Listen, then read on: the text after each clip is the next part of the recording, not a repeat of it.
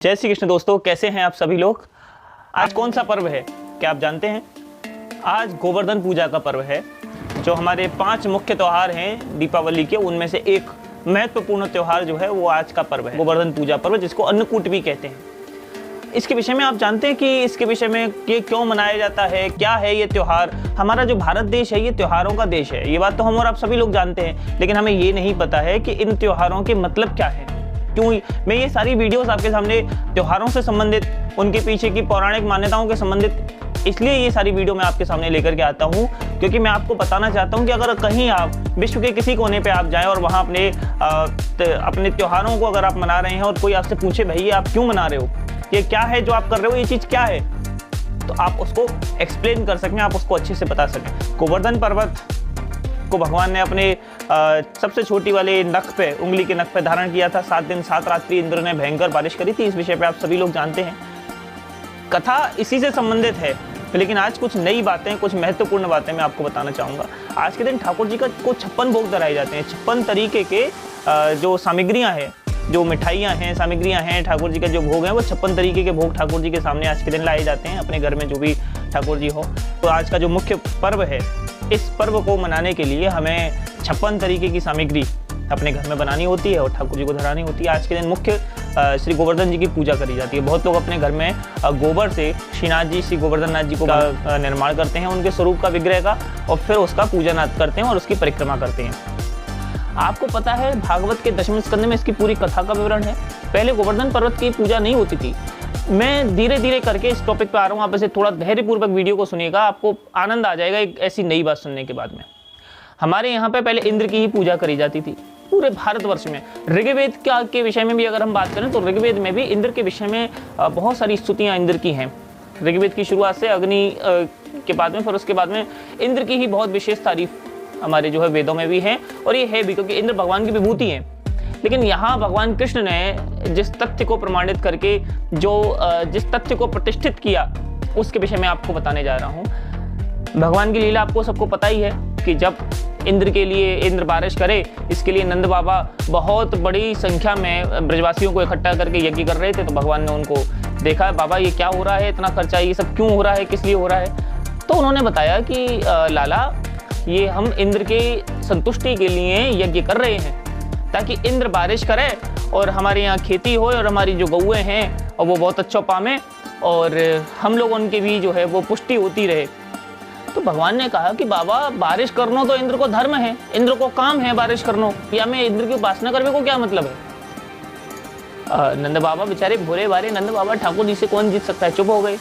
तब ठाकुर जी ने बोलना शुरू किया कि देखो, पूजन के योग्य अगर कोई है तो वह व्यक्ति है जो निस्वार्थ भाव से अपने कर्तव्यों को पूरा कर रहा है। जिसके भीतर स्वार्थ की भावना है वो पूजन के योग्य नहीं है।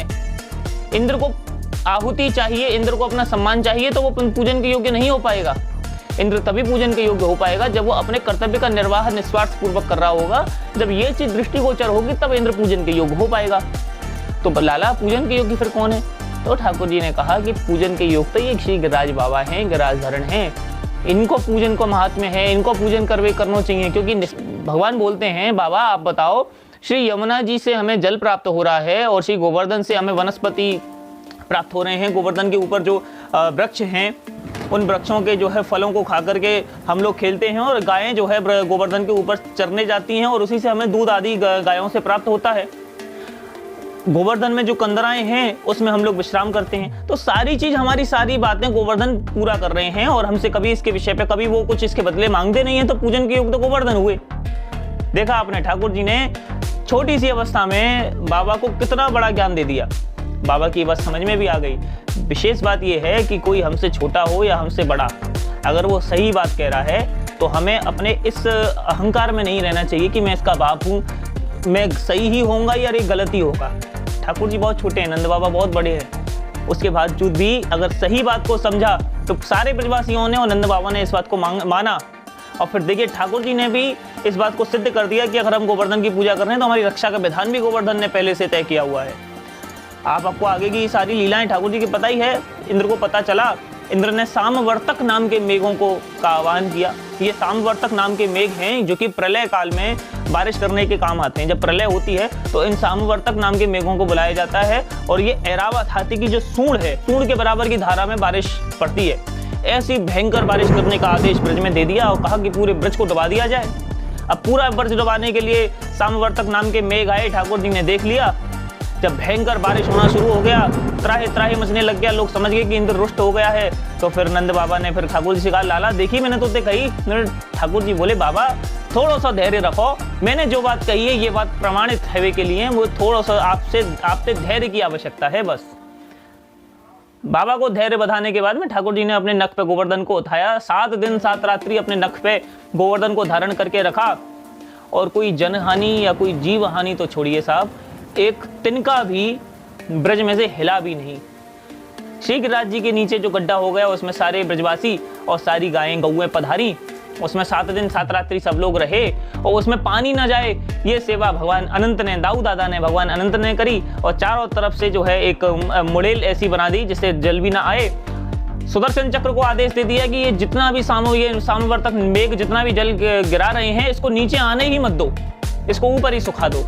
सुदर्शन भगवान ने अपनी सेवा को पूरा कर दिया। इतनी सारी चीजें हो गई, ये इसका विशेष महत्व है। गोवर्धन की पूजा करके हमें ये सीखना चाहिए कि हमें अपना जो कर्तव्य है वो निस्वार्थ पूर्वक करना चाहिए।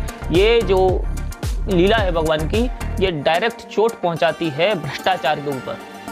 जो भ्रष्टाचारी हैं, धन लेकर के काम करते हैं, भाई डीएम बन गए, एसएसपी बन गए, बहुत बड़े पद को उन्होंने प्राप्त कर लिया। अब उसके बाद में उनको लाखों रुपए की सैलरी मिल रही है प्रजा का पालन करने के लिए, लेकिन फिर भी उनको धन की आवश्यकता एक्स्ट्रा पड़ती है कि भाई तुम्हारा ये काम है।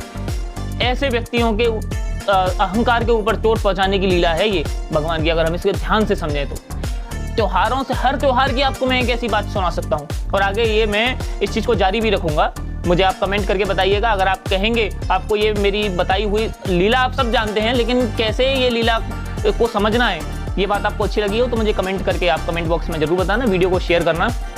अब मैं इस बात को बिल्कुल समराइज करके लास्ट में आ जाता हूँ।